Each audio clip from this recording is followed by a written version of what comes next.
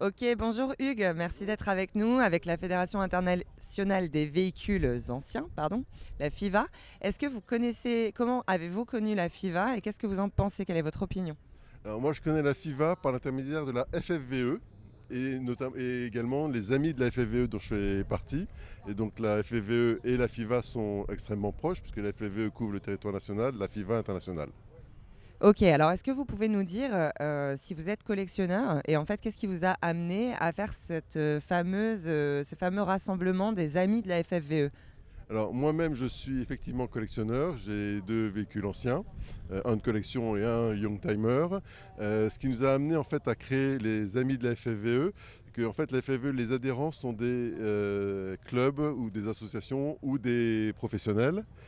Et on se coupait d'une grande partie de la population des passionnés de voitures anciennes.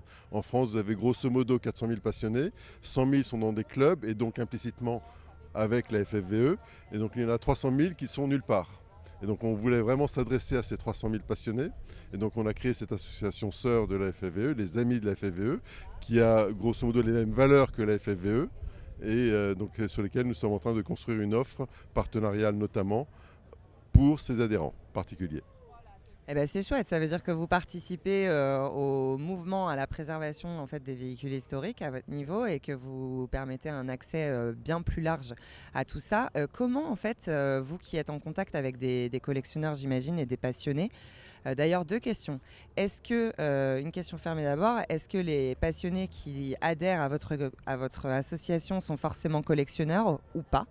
Alors non, pas du tout, on demande juste qu'ils soient passionnés par les véhicules anciens, quels qu'ils soient, que ce soit de la mobilette, du camion, du camping-car, de l'automobile, de la moto. Voilà, on veut juste des passionnés qui ont envie de, comme nous, de défendre, préserver et entretenir notre patrimoine roulant, nous permettre de l'utiliser en toute liberté, alors bien sûr dans le respect des contraintes réglementaires et environnementales, mais également et surtout le transmettre le savoir-faire, transmettre le patrimoine et transmettre cette passion. Alors, est-ce que vous avez entendu parler du dernier communiqué et puis est-ce que vous avez lu les articles en conséquence sur le e-fuel notamment parce que la FIVA a pris récemment une position à ce sujet et qu'est-ce que vous en pensez? Alors oui, j'ai entendu parler du e-fuel, alors, en sachant qu'aujourd'hui c'est encore extrêmement confidentiel comme en termes d'utilisation potentielle. C'est très probablement une des solutions d'avenir, mais une des solutions. Il y en aura très probablement d'autres et je pense que c'est quelque chose qui doit se développer dans le long terme, pour autant que euh, nos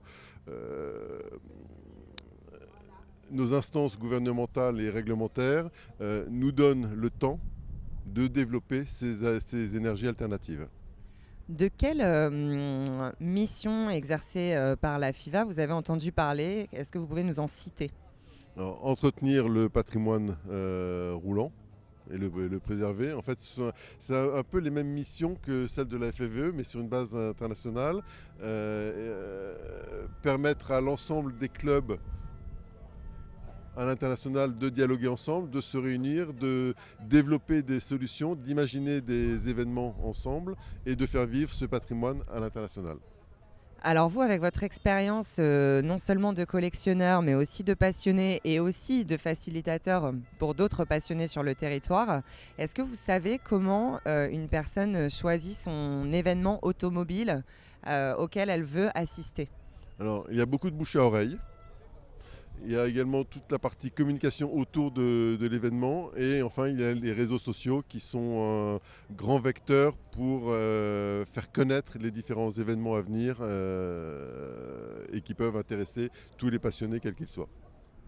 Est-ce que, en termes de documents officiels, vous qui êtes collectionneur, vous pouvez nous parler un petit peu de la façon dont vous avez fait vos démarches et est-ce que vous avez obtenu notamment une FIVA ID card?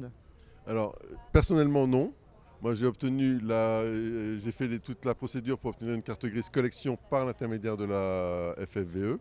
Voilà, donc ça, c'était un processus extrêmement simple, pour autant que vous ayez tous les documents nécessaires. Voilà. Ok, donc Je serais très heureux d'en savoir plus sur la FIVA et les documents qui peuvent être nécessaires pour la FIVA pour ces immatriculations. eh ben, alors la FIVA, elle est là notamment pour faire de toute façon le lien, on va dire, avec votre fédération. Ça, vous en avez déjà entendu parler de cette relation entre justement la fédération internationale et la fédération locale? Oui, oui, oui, oui. Donc, Est-ce que vous pouvez nous en dire un peu plus sur ce que vous avez entendu et qu'est-ce que... bah, notre président est déjà est administrateur au sein de la FIVA et donc effectivement toutes les communications que l'on a autour de la FIVA sont communiquées au sein de la FFVE et vice-versa. Je sais que la FIVA a publié très récemment une étude extrêmement complète sur le monde du collectionneur et qui était d'ailleurs passionnante. Alors, en quoi ça vous a touché et qu'est-ce que ça vous a apporté, vous, comme information? Alors, c'était un très bon condensé du monde de la collection, des habitudes des collectionneurs, des attentes. Et ça nous a permis vraiment de pouvoir répondre à ces attentes et des attentes qui probablement n'étaient pas aussi claires dans notre esprit.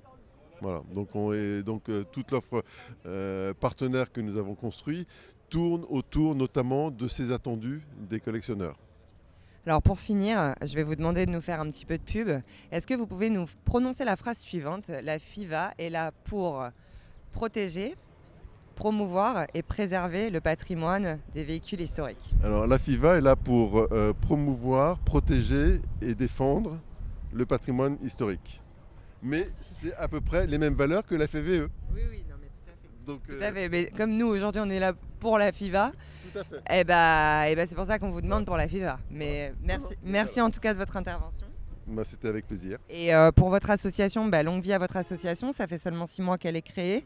Il n'y a pas de raison que ça ne fonctionne pas. Ça fonctionne déjà très bien. Nous avons déjà à peu près 500 adhérents, donc ce qui est déjà plutôt très bien.